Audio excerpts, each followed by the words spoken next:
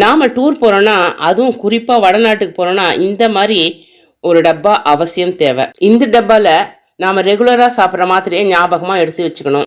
அடுத்ததாக சித்தரத்தை இல்லைன்னா அதிமதுரத்தை நல்லா நசுக்கி கொஞ்சம் சக்கையாக எடுத்து வச்சுக்கணும். தண்ணி உடம்புக்கு சேராமல் போயிட்டு இருமல் சளி வந்துச்சுன்னா ஒரு வாயில் கொஞ்சம் நேரம் அடக்கி நின்றோம்னா இருமல் வராமல் இருக்கும். அடுத்ததாக ஓமம். வடநாட்டு உணவு நிறைய பேருக்கு சேர்றதில்ல, வாமிட்டு லூஸ் மோஷன்லாம் வரும். அதனால் இதை எடுத்துகிட்டு போயிட்டோம்னா இதை நல்லா நுமிட்டி வாயில் போட்டுன்னு வெந்நீர் குடித்தோம்னா அதுலேருந்து நம்மளுக்கு விடுதலை கிடைக்கும். அடுத்ததாக வெந்தயம். வயிற்று வலி எடுத்துச்சுன்னா இதில் ஒரு ஸ்பூன் போட்டு தண்ணி குடிச்சோம்னா வயிற்று வலி கேட்கும். அடுத்ததாக ரொம்ப முக்கியமானது தைலங்க.